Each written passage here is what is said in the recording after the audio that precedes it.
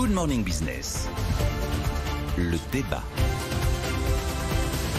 Alors, c'est pas vraiment dans ses prérogatives à la Commission européenne, mais bon, Pas du tout, mais elle essaye quand même Oui, elle essaye. de rentrer par la fenêtre. Alors voilà, l'objectif, on le comprend, il est double. Ils observent, et c'est vrai que la part des travailleurs pauvres dans l'Union européenne a plutôt augmenté, et que le grand écart hallucinant. 500 euros, 2200. 310 euros en Bulgarie. 310 euros en Bulgarie, ah ouais. Bon, on sait que le Luxembourg, c'est au-dessus de 2100. C'est ça. Et nous, on est tout proche des Allemands et des Britanniques, à peu près un peu au-dessus de 1500. Donc il y a un grand écart incroyable qui fait que le salaire minimum est un instrument de concurrence et de dumping. De dumping. Mais là, si vous voulez, c'est du bavardage législatif au niveau européen. Alors, on prépare une directive.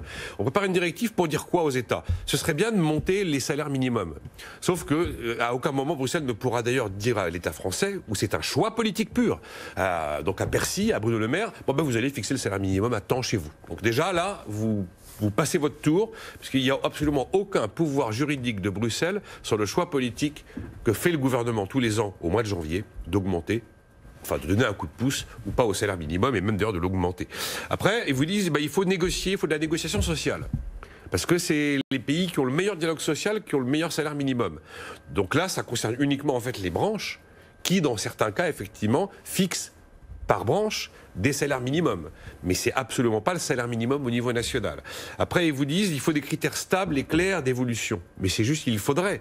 Il faudrait qu'il y ait du dialogue social, il faudrait qu'il y ait des critères.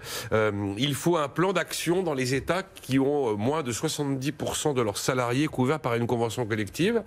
Mais en fait, cette directive n'a absolument aucun pouvoir. Elle ne peut pas dire à un État vous instaurez un salaire minimum.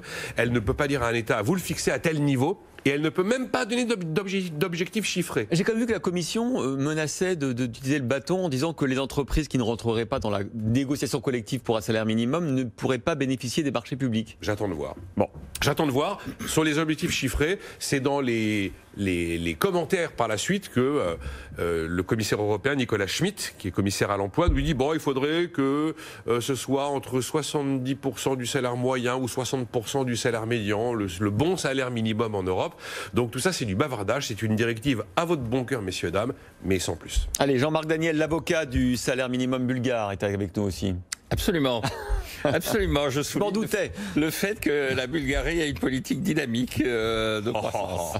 Non, sérieusement, ce qui me frappe dans cette affaire, c'est d'abord le côté bavardage, comme vient de le dire Nicolas, c'est-à-dire le fait que la Commission, pour essayer de redorer son blason à une période où on dit que les Européens sont de plus en plus eurosceptiques, elle fait dans le social et dans l'écologique. Donc, discours, bon. Donc, elle est totalement à côté de sa mission et à côté des intérêts de l'Europe, parce que l'Europe est en train de devenir au travers de la BCE, de la Commission et tout ça, une société d'alchimistes et de l'aumône, et c'est pas l'alchimie et l'aumône qui constituent l'avenir d'une société.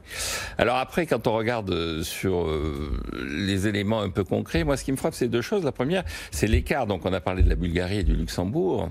On parle assez souvent de la fracture entre le nord et le sud de l'Europe, l'écart qui subsiste entre l'Est et l'Ouest. Nous sommes 30 ans après la chute du mur de Berlin, et le rattrapage par les pays d'Europe de l'Est des dégâts qui ont été commis par 40 ans d'absurdité économique et morale, ce rattrapage n'est pas achevé. Il y a que deux pays des anciennes démocraties populaires qui ont un niveau de vie supérieur à la moyenne de l'Europe, qui sont la République tchèque et la Slovénie. Et je souligne au passage d'ailleurs que la République tchèque n'est pas dans la zone euro, alors que la Slovénie est dedans, ce qui prouve bien que la zone euro n'est pas un élément qui détermine fondamentalement l'enrichissement. Donc vous dites que la priorité, c'est le rattrapage ? C'est le rattrapage, c'est d'aider ces pays, effectivement, à conforter leur décollage économique, à poursuivre leur montée en puissance avec des taux de croissance qui, certes, ont été assez importants, notamment en Pologne ou en Hongrie, qui sont des pays qui, en ce moment, sont montrés du doigt, mais qui sont des pays et qui sont encore en retard, vu la base de départ, vu ce qu'a laissé le communisme sur ces pays-là.